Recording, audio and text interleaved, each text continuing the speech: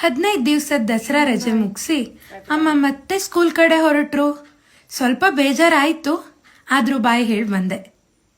Next coffee ಕುಡಿದು ನಾನು ನನ್ನ ಕೆಲಸ ಸ್ಟಾರ್ಟ್ ಮಾಡಿದೆ. ಅಮ್ಮ ಸ್ಕೂಲಿಗೆ ಹೋಗಿದ್ದಕ್ಕೆ ನನ್ನ ಕೆಲಸ ಇವತ್ತು ಚಿಕ್ಕ ಪುಟ್ಟ ಕೆಲಸ ಅಷ್ಟೆ. ಅಷ್ಟೊತ್ತಿಗೆ ಅಪ್ಪನೂ ಪೂಜೆ ಮಾಡ್ತಾ ಇದ್ರು. ನಾನು ಮತ್ತೆ ನನ್ನ ಕೆಲಸನ ಮುಂದುವರಿಸಿದೆ. ಬಟ್ ಟ್ರಸ್ಟ್ ಮೀ, ಇದರಲ್ಲಿ ಅಪ್ಪನ ಕಾಂಟ್ರಿಬ್ಯೂಷನ್ ತುಂಬ ಇದೆ.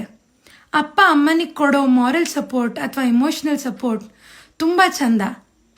ಅವರಿಬ್ರು ನೋಡೋದೇ ಒಂದು ಖುಷಿ. ಇಲ್ಲ ಅಂದರೆ ನನ್ನಮ್ಮ ವರ್ಕಿಂಗ್ ವುಮೆನ್ ಆಗಿ ಇಷ್ಟು ಫ್ರೀಯಾಗಿ ಇರೋಕ್ಕಾಗ್ತಿರ್ಲಿಲ್ಲ.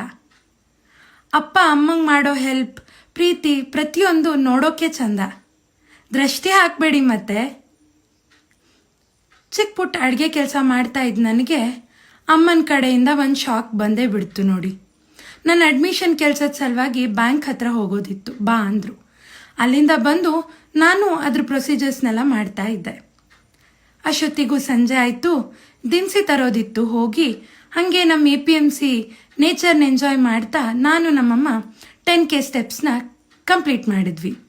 ನೆಕ್ಸ್ಟ್ ನಾನು ನಮ್ಮಮ್ಮ ಹೋಗಿದ್ದೆ ನಮ್ಮ ಸಿದ್ದಾಪುರದಲ್ಲಿರೋ ದಿ ಬೇಕ್ ಹೌಸ್ ಕಡೆಗೆ. ಇವತ್ತು ನಮ್ಮಿಬ್ಬರಿಗೂ ತುಂಬ ಹೆಕ್ಟಿಕ್ ಡೇ ಆಗಿತ್ತು.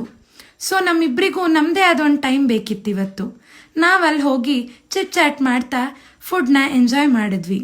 ಟ್ರಸ್ಟ್ ಮೀ, ನನಗೆ ಬೇರೆ ಯಾವ ಫ್ರೆಂಡ್ಸ್ಗಿಂತ ನನ್ನಮ್ಮನೇ ದಿ ಬೆಸ್ಟ್ ಫ್ರೆಂಡ್.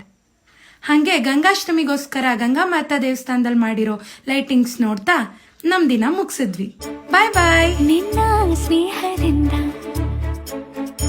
ಎಲ್ಲ ಚಂದ ಚಂದ.